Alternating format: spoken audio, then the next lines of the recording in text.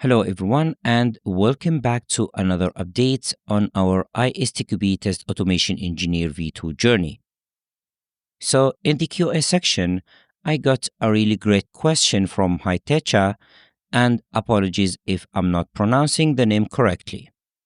At first, I thought about just writing a short reply in the comments, but then I figured why not make a short video instead? This way, I can walk you through a simple flow and show you exactly where each of these concepts fits in. So, the question is basically about the connection between TAF-Layering, design principles, and design patterns. Now, before we dive into this, I strongly recommend revisiting these 4 lectures.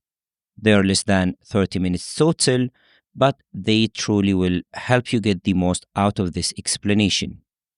Agree? Excellent. Now, in this video, I will mainly focus on some, not all of the most common concepts from Solid, OOP, and POM. These are the ones you'll see used the most in practice, but of course, the same way of thinking applies to the other concepts too. Let's begin by refreshing our understanding of the TAF layering. At the core layer, you have generic utilities that are SOT independent. For example, WebDriver management, wait helpers, element actions, maybe simple reporting helpers, and so on. These follow single responsibility and are small classes. Now, at the business logic layer, you'll have page objects and flows that use core libraries. Page objects are basically modeling the UI and exposing methods that represent meaningful actions. And at the test script layer, you have test cases that call business logic to perform actions and then perform assertions on outcomes. All right, it's time for the real deal. But how are we going to tackle this explanation? Well, I thought it would be best to use a very simple workflow. A user navigating to a login page, entering their credentials, and then checking that a short welcome message appears. I'm keeping the functionality very small on purpose. This way, we can stay focused on the architecture and the principles, not on building a full-fledged application. And to make things easier, I've prepared some pseudocode. It shows a bit of core logic, the business logic, and a test case.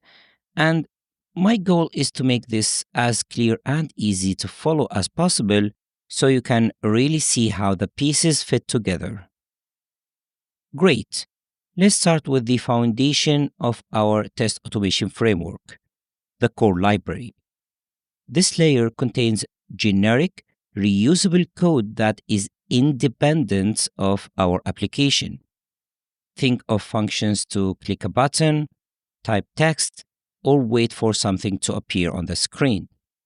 It doesn't know or even care that it's a login or a logout button. It just knows how to click any button. Now, in this specific core library, we have applied the encapsulation principle from object-oriented programming or OOP. We have encapsulated all the methods related to user interface actions in one class. As you can see, the functions wait for element, click, and enter text are encapsulated inside the UI actions class. Also, we can see another instance of OOP, which is abstraction. We can see that the complex details are hidden. The UI actions class hides the raw commands of the automation tool. And any complex code statement will be hidden here forever.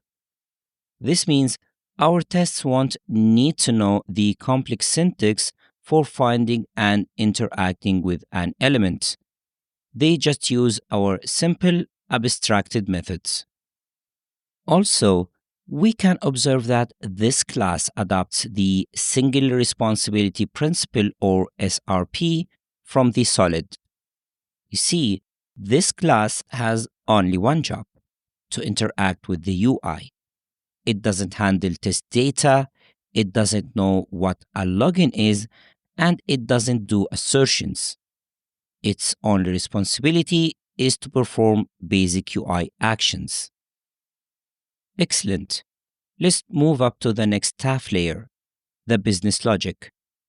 The TAF's purpose here is dependent on our application.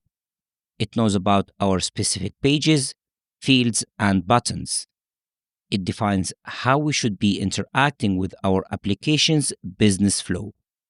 And this is where the Page Object Model, or POM, comes into play. POM is the perfect design pattern for organizing this layer. And basically, we create a class for each page of our application. And to implement POM in our small project, we will create a login page class. And this class will represent the actual login page that the end user will interact with.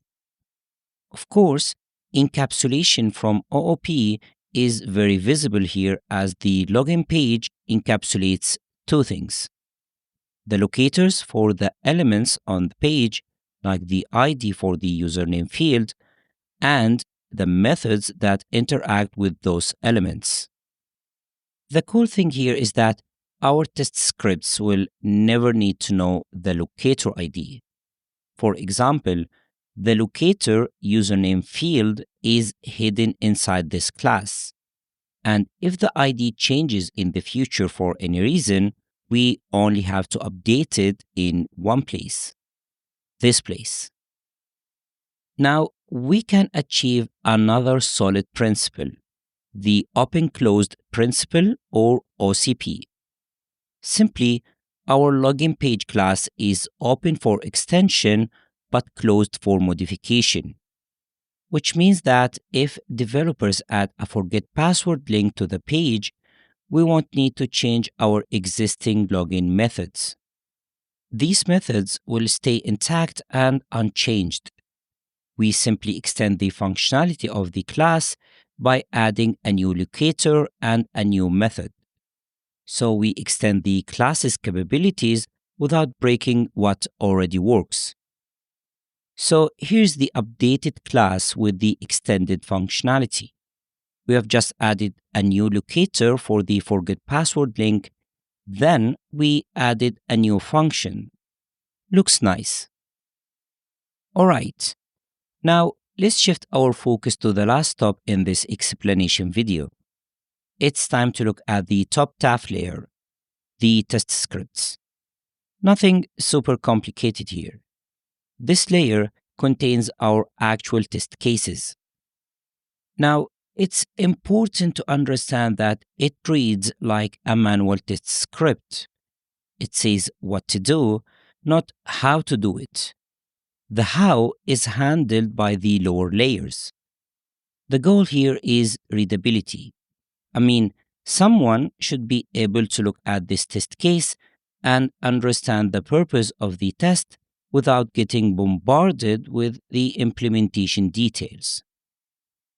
And here you have it, the power of combining the concepts we have learned about. And as I said before, the same applies if you are dealing with other design patterns like the singleton or the flow model patterns. And with that mind map, I hope you can move from writing brittle scripts to engineering a robust, long-lasting automation solutions. I hope this detailed walkthrough helps you see how all these pieces of the puzzle fit together perfectly. Please keep asking these great questions, and as always, take care. Peace.